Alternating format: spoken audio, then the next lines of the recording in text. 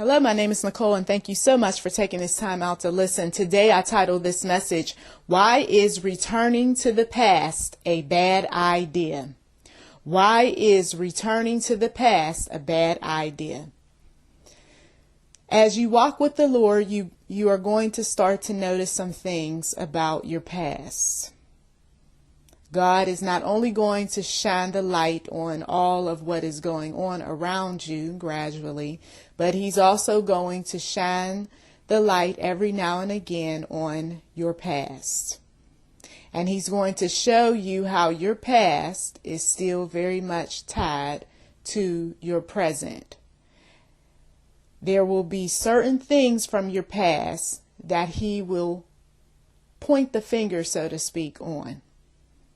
When you're sitting there being quiet, thinking about things, when you are reading something or watching something on television, you're going to have an aha moment with the Lord.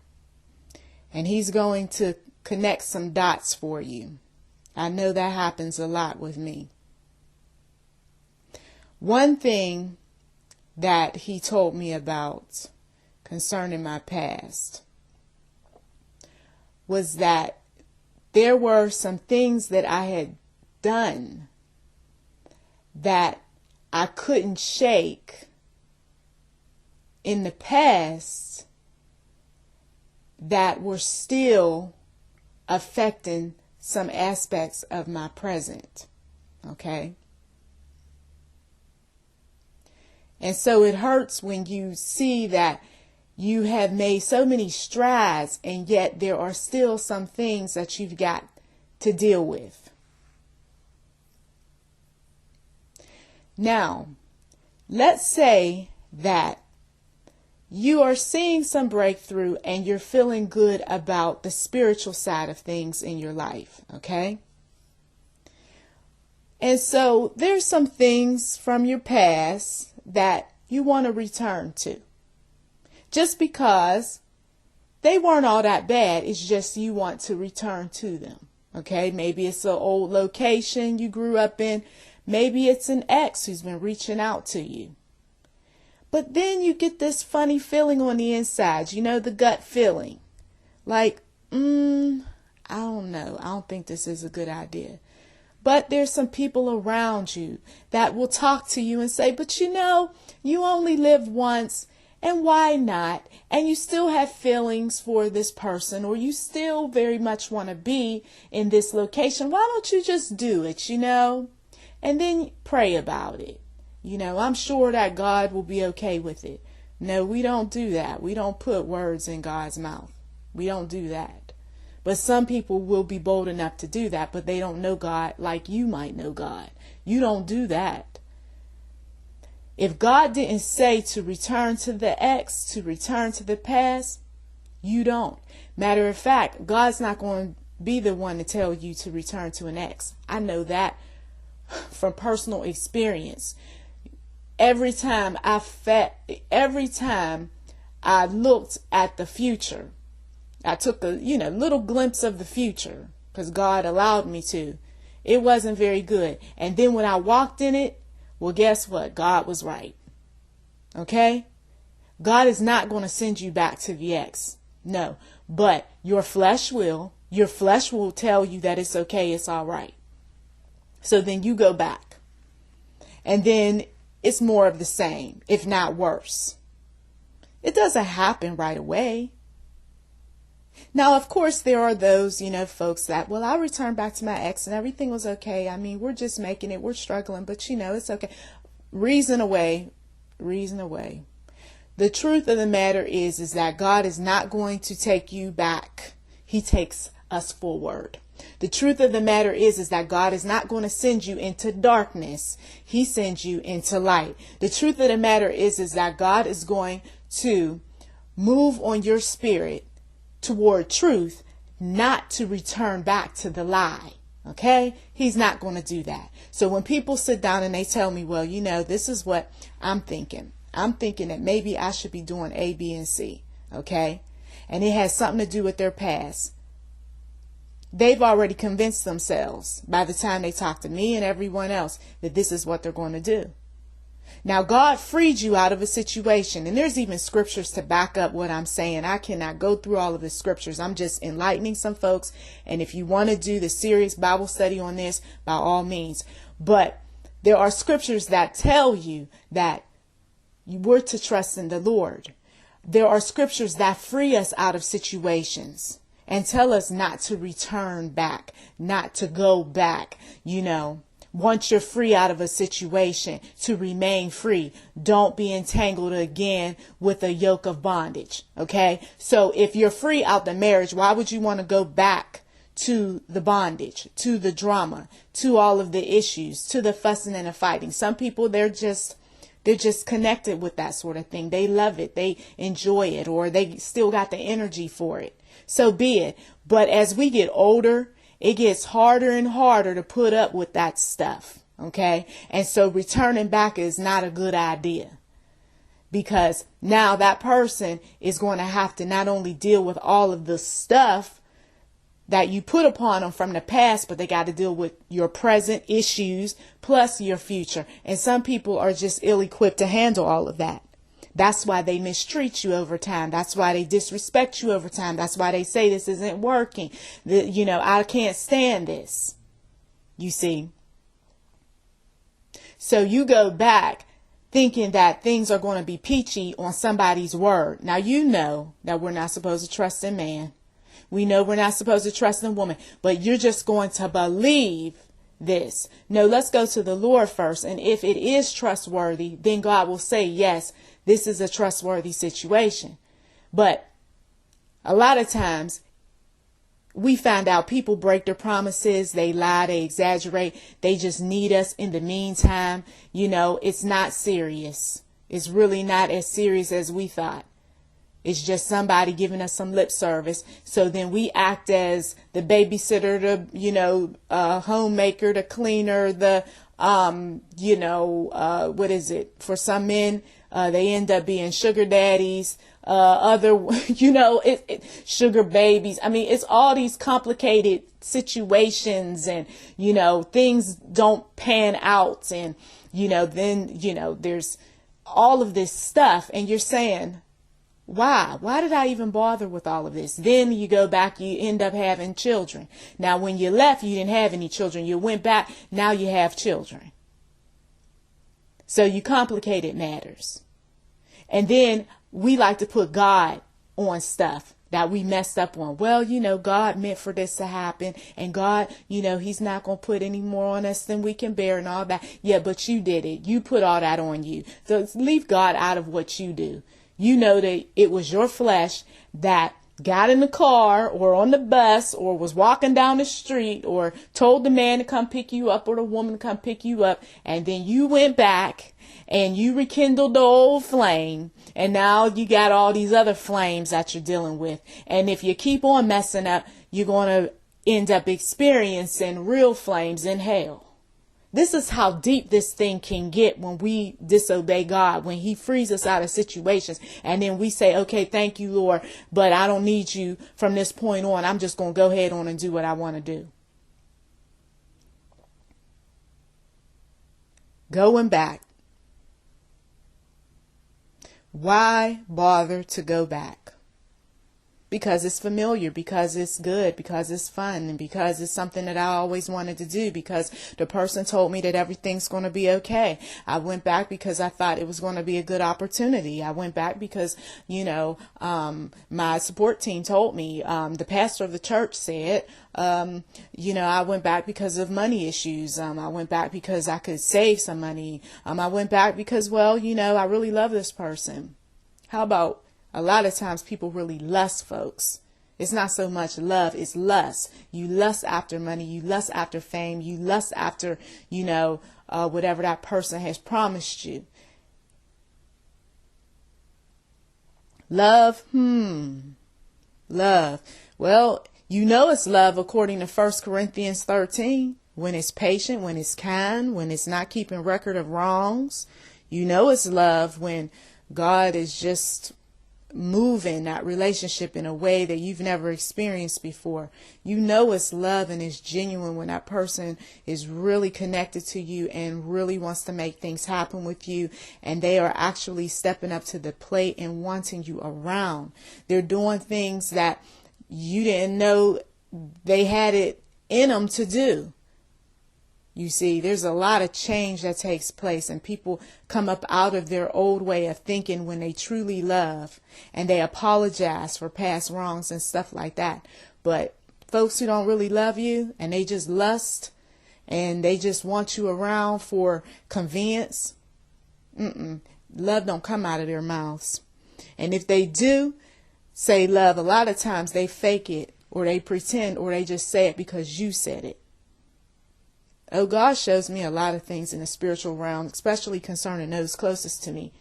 And it hurts sometimes because you see why they go through. And then when you try to open up your mouth to say some things, God says, nope, they already heard it and they're not going to receive it from you. Because they're still thinking about, things that you said, things that you did, your past. They're not going to let you go, and see you for who you truly are. Nowadays, they're going to keep holding on to the person that you once were. So that's why sometimes our messages are not going to get through to some people, because the weight of the past is so heavy. And if you have a track record of going back, it's going to be hard for some people to receive you. That's why God will uproot us up out of familiar territory, people who grew up with us and all that, and move us into territory that people don't know us like that, because they're more likely to receive the word than those that know you. I remember when you was ugly, when you was bad, when you had this, when you had that. It's going to be real hard to convince me that you changed.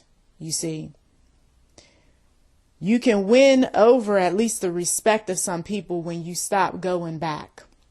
When you stop talking about back in the day, when you stop, encouraging people to go back to a backsliding state, when you are not backsliding. Going back is never a good idea. It really isn't. Unless, of course, God is with you. And then if he's going to take you somewhere, there's good reason for why he's doing it. And then you're not going to stay in it, though. That's the thing. You may go back to visit. You may go back to help someone. You may go back to collect a check. You may go back to bury someone. You may go back to, just touch base. But you're not there to stay.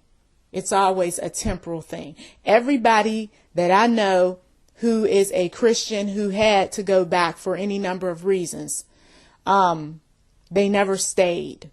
So if you're going back with an ex, you might as well just brace yourself that the possibility of the relationship being a good one and it going the distance is not very good. Or it can last, but it's not going to be a quality relationship. You would have been better off starting up a new relationship with someone else than going back to the old. Because people rarely change. The older they get, the more stubborn they are, the more set they are in their ways. I know some people don't want to hear it, but it's the truth. And we either are going to embrace the truth and accept it for what it is, or we can keep on living the lie. And we can keep on convincing ourselves that, okay, this is a good move. I'm going to go ahead on and do this. This is great. This is wonderful. Yes. Yes. And you're brainwashing yourself. You're telling yourself all this stuff based on what other people told you. And then you've got to look at the fruit on their tree. I remind people this all the time. And I also say, are you that confident? Are you that confident that what this person is telling you is good and everything's going to work out and going back is a good thing? Oh, yes, I am. Okay, then test the spirits. What do you mean test the spirits? I mean, I'm confident. No, test the spirits. Test them out. Don't be available sometimes. Say no sometimes. Don't, do some things. Take back your word. Purposely make some mistakes. Don't try to be Miss Perfect or Mr. Right. And then let's see what happens.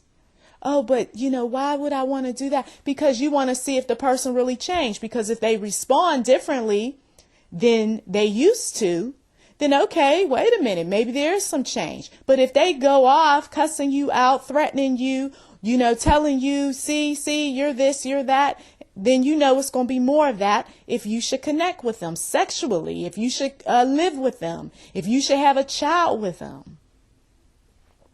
You see, this is information that parents, and advisors and best friends and so forth should be sharing with their friends who are so convinced, and relatives who are so convinced that somebody has changed and that everything is okay and all right. Too many people are learning the hard way. I put my hand up on that. Why is it that we have to go through so much if everybody around us knows so much, right? If they have been through the fire and I know this and that, well, how come your advice just didn't pan out, didn't work? You see, so the child goes back to the college that maybe he or she shouldn't be going back to, because is there financial support for the child? Well, then what's the likelihood he or she's going to finish? So you're sending the child back without any type of money. And then a lot of them are going back without a moral compass, because they come in, they do whatever they want to do. And then it's back to, a wild community of people living the way they want to live. Or sending people back to a wife who's been abusive. Or sending, a daughter to a husband who's been emotionally and or physically abusive, because you don't want to put up with this, or you can't help them, or you're not interested in being a part of his or her life. So you send them back. God frees them, and then the so-called support system starts talking about, oh, no, you should really try to make this work this time. And, but I've already told you all of these things that took place. Yeah, but you should still work. What? So the person tells you that there has been a fire, a fire mentally, physically, and spiritually for them being with someone. And so then you advise them to go back. You see how the enemy plays with people?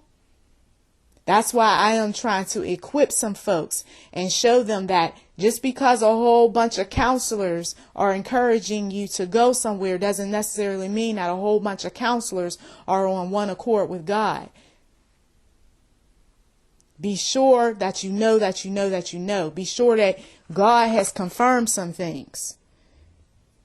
People lie, people exaggerate, people cover up, people decorate themselves up looking really handsome, really sexy looking, really whatever you want to describe them. And whatever your weakness is, they know how to lure you in. And Satan is behind a lot of this stuff. That's why there's songs out there too that say, I won't go back. I can't go back to the way it used to be. This sort of thing. Why? Why are they singing these sorts of songs? Because they know a lot of folks go back and they end up back in that old nature. Being that person that they were running from. Being around those people that cause them so much pain. Why go back? When God releases you this time, in the name of Jesus, don't go back. When God speaks into your spirit and tells you, or uses someone else to tell you that you made a mistake, you look for the escape plan out. When the blessings come, the opportunities are in abundance. Don't bring people back into your life that God already gave them the release. Don't do that. Even if the person says, I really want some things to work out between us and all of that, be polite, be respectful, and say, this is it. This is it. I cannot help you not this time around. And then pray for them and let God help them. Because as long as that door is open, dysfunctional folks, controlling people, people with all sorts of personality disorders are going to keep on going in through that door.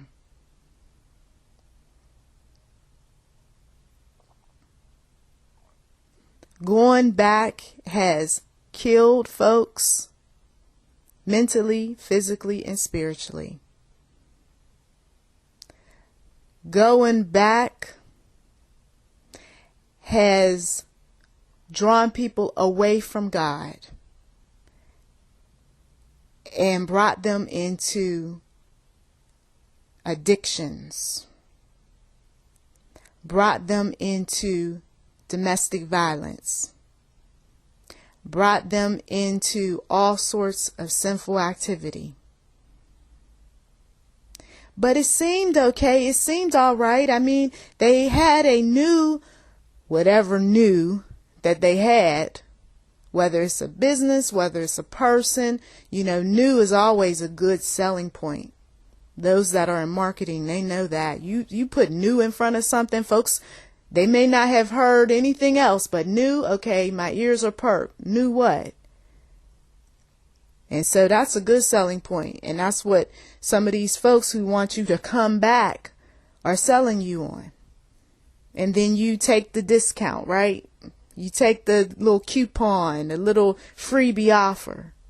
And then the smart folks say, okay, I'm going to use it for this period of time, but then they're not going to get me to sign up for this membership and that one. And no, I'm not going back to all the meetings and doing all this other stuff. But thank you for this little opportunity, or thank you for the little freebie, you see.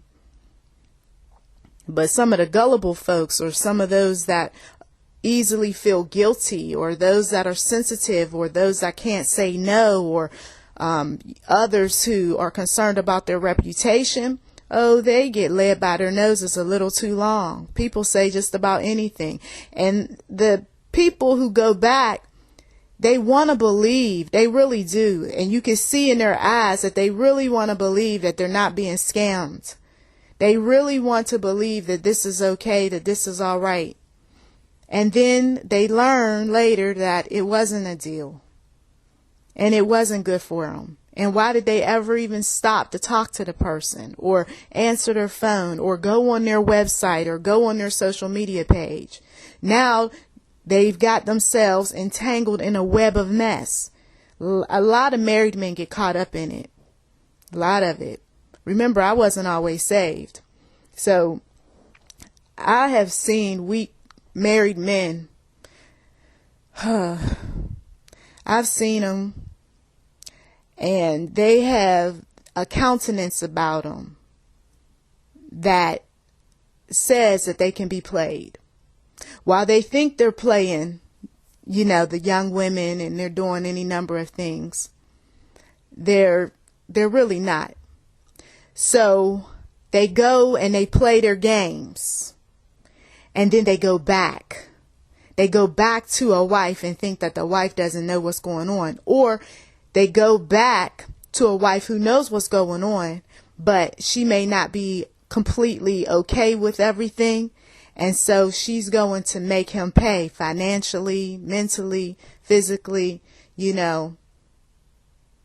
But that's what happens when you play games, Then you leave out the marriage, to do something else. Or you're still married, only to go back to the mistress again, or go back to, somebody who you got your eye on. Maybe you're not, some of these men do this sort of thing. Maybe they're not 100% ready to go all the way, but they're playing around. And when you play with fire, you will get burned. But what I love is that God's lessons are the kind of lessons where they touch your very soul. Some of you all know what I'm talking about.